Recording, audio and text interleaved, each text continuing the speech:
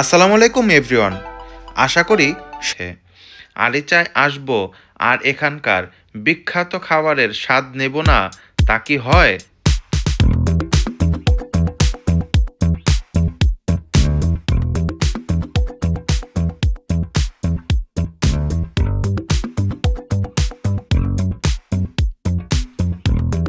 আমাদের আরিচা ফেরিঘাট, লঞ্চ ঘাট, এটা হলো 4 নাম্বার ঘাট।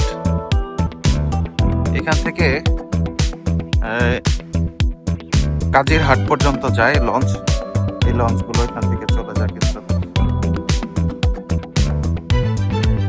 ওই যে স্পিড বোট যাচ্ছে একটা, দেখতে পাচ্ছেন। আর এই যে ফেরি আছে এখন আরিচা ঘাটে। কেমন লাগছে বলো? একদম আমার বন্ধুর জন্মদিন উপলক্ষে বন্ধুকে আমি বললাম না, আর বাদ বাকি খিচুড়ি খেয়ে বন্ধুর কেক জবাই করবো ইনশাআল্লাহ। শ্যাম বন্ধু, শুভ জন্মদিন, শুভ জন্মদিন আমার সিয়াম বন্ধুর আজকে জন্মদিন। আজকে ওকে আরিচা ঘাটে নিয়ে আসছি, পানিতে চোবাই নিয়ে যাব, আপনারা দেখবেন আজকে। পাবলিকের মতো বলতে চাই না। হ্যাঁ, পশ্চিমের আকাশে সূর্য যখন লাল আভা ছড়িয়ে নদীর বুকে হারিয়ে যাচ্ছিল, তখন মনে হচ্ছিল সময়টা যেন থমকে গেছে।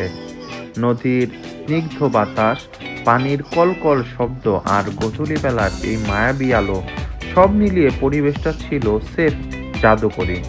অ্যাডভোকেট রকিব ভাই আর অপু বন্ধুর সাথে এই মুহূর্তগুলো ক্যামেরাবন্দি করতে পেরে ভাবছিলাম, জীবনটা আসলেই ছোট ছোট মুহূর্তগুলো সমষ্টিগতভাবে বদ্ধ হয়ে গেছে।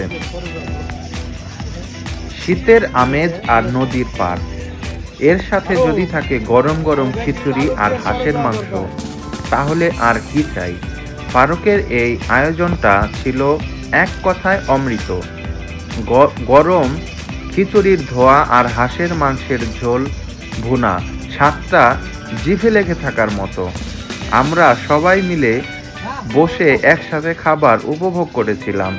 আসলে বন্ধুদের সাথে শেয়ার করে খাওয়ার আনন্দটাই অন্যরকম, যা 5 স্টার হোটেলের খাবারের চেয়েও বেশি আনন্দদায়ক।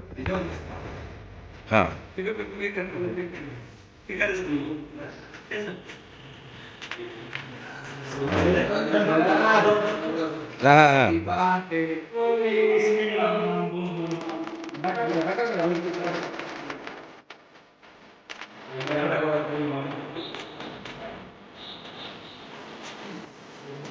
দিন শেষে আবারও মনে করিয়ে দিতে চাই, আজকের এই আনন্দের মূল উপলক্ষ আমাদের বন্ধু সিয়াম রশিদ।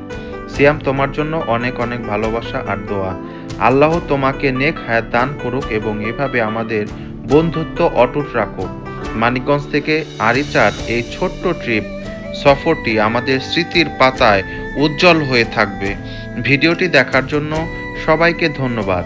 দেখা হবে নতুন কোনো ব্লগে, নতুন কোনো গন্তব্যে।